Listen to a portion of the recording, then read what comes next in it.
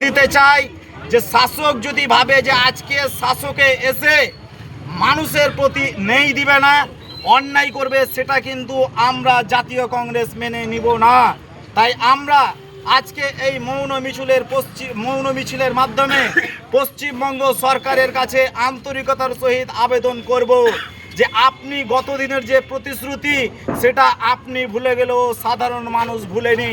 তৃণমূলের অন্যায় অত্যাচার থেকে বাঁচার জন্যে 1 মিনিট সময় না নিয়ে আপনাকে শাসকের দলে বসিয়েছে একমাত্র নেই পাওয়ার জন্যে।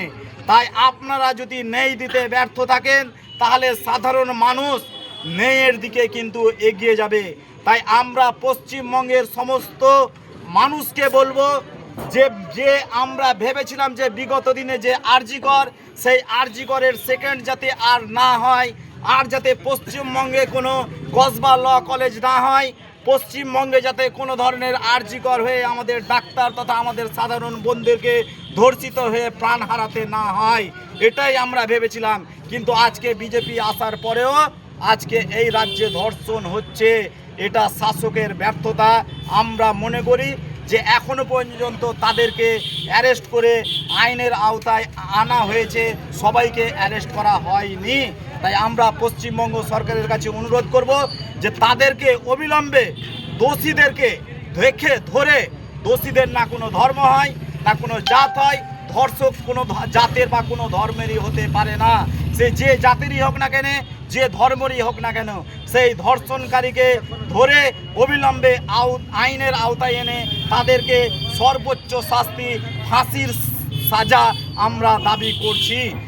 এটাই যদি না হয় তাহলে আগামী দিনে আমাদের আন্দোলন আরও তীব্র থেকে তীব্র হবে, এইটুকুন আমরা আজকে আমাদের এই পদে মৌন মিছিলের মাধ্যমে বলছি।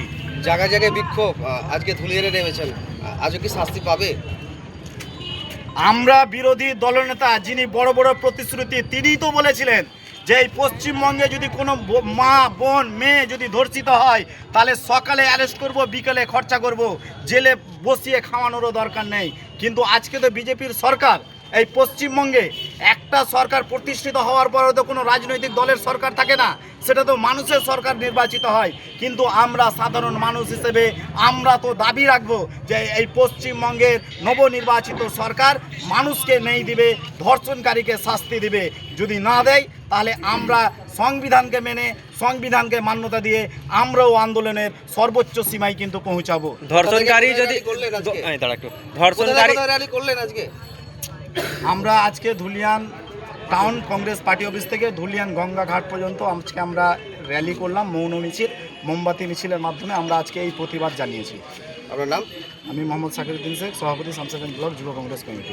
আচ্ছা, এই ধর্ষণকারীরাকে যে আপনি শাস্তি দাবি করলেন, তো ধর্ষণকারী অভয়ের মা, সে তো শাস্তি পায়নি, তাকে অলরেডি বিজেপি বিধায়িকা করে নিয়ে এসছে, আপনার কি আদৌ মনে হচ্ছে? আমরা দেখেন, আমরা ধর্ষণ নিয়ে আমরা জানি যে ধর্ষক ধর্ষণকারী না তার কোনো জাত হয়, না তার কোনো ধর্ম হয়, না তার কোনো রাজনৈতিক পরিচয় হয়।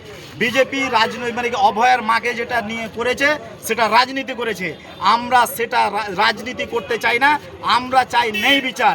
আজকে অভয়ের মা একটা টুইট করেছে যে রাজ্য সরকার সঠিক অ্যাকশন নিয়েছে, কিন্তু আমরা মনে করি যে রাজ্য সরকার বিগত দিনের যে প্রতিশ্রুতি, সেই প্রতিশ্রুতিমূলক প্রতিশ্রুতিতে তারা রাজ্য সরকার বর্তমানে ব্যর্থ।